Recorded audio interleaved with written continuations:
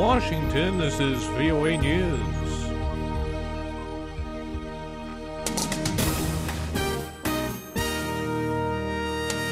I'm Ray Kouguell reporting. An American woman held hostage in Syria is confirmed dead by U.S. officials and her family. It comes 4 days after Islamic State militants said a coalition air raid killed the aid worker. White House spokesman Josh Earnest says U.S. intelligence analysts have not determined when or how 26-year-old Kayla Mueller died after being kidnapped in August of 2013. Terrorists claimed online late last week a Jordanian airstrike hit a building where Mueller was held in the Syrian city of Raqqa. But Jordanian, U.S., and other officials questioned the group's story. Syrian President Bashar al-Assad says his government receives information about U.S.-led airstrikes against Islamic State militants in Syria, but stresses there is no direct cooperation. President Assad told the BBC in Damascus there are exchanges of messages through third parties, such as Iraq, but they do not include tactical information. He said Syria would not join the U.S.-led coalition. The U.S. Embassy in Yemen is closing due to deteriorating security conditions since the resignation of the country's president. The U.S. official who spoke on the condition of anonymity confirmed Tuesday an earlier statement by Yemeni employees at the embassy in Sana'a. President Obama spoke by phone Tuesday with Russian President Vladimir Putin, urging him to back a peace deal for Ukraine set for review Wednesday at a four-nation crisis summit in Belarus.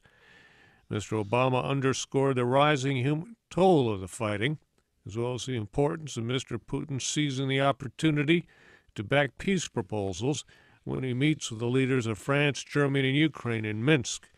The call came as Ukraine reported rocket strikes in the eastern city of Kramatorsk, killing at least 12 people. This is VOA News.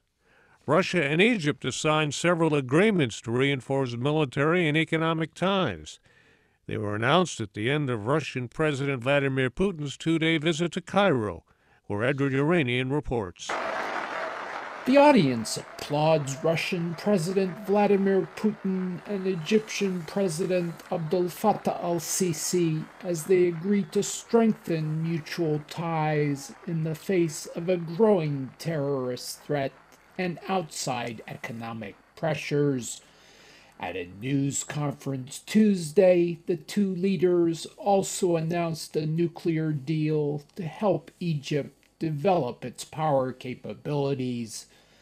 Mr. Putin said both sides have agreed to intensify cooperation in various areas, including Russian investments in Egypt, tourism, and cooperation in the battle against terrorism. Edward Uranian for VOA News, Cairo. The number of deaths from Ebola now more than 9,150, a sharp increase following weeks in which the outbreak appeared to be weakening. The death toll reported Tuesday by the World Health Organization represents a jump of almost 150 deaths since the agency's last update 3 days earlier. The highest number of new cases are reported in Liberia, followed by Sierra Leone and Guinea. UN Special Envoy on Ebola, Dr. David Nabarro, says the new numbers show the outbreak is not yet under control. Good progress is being made, but the outbreak still presents a grave threat, and we really hope that there will be no complacency among anybody involved in the response. We have to really work hard to get to what we call zero cases and zero transmission. The World Health Organization says there is an urgent need to end the outbreak before the wet season begins. Italian authorities say at least 29 African migrants have died of hypothermia while crossing the Mediterranean in freezing weather and rough seas. The Italian Coast Guard says all the victims were men from sub-Saharan Africa. Another 76 migrants survived the journey. It began on a tightly packed inflatable boat. Witnesses in central Somalia say at least 12 people were killed and 30 others wounded Tuesday when a moderate Islamist group clashed with Somali government troops. The clashes occurred about 400 kilometers north of the capital, Mogadishu. The U.S. Defense Department confirms that it killed senior al-Shabaab militant leader Yusuf Dig and one of his associates in a January 31st drone strike.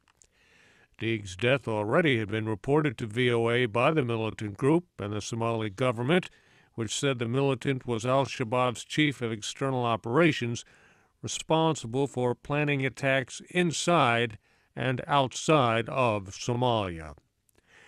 I'm Ray Kouguell in Washington. That's the latest world news from VOA.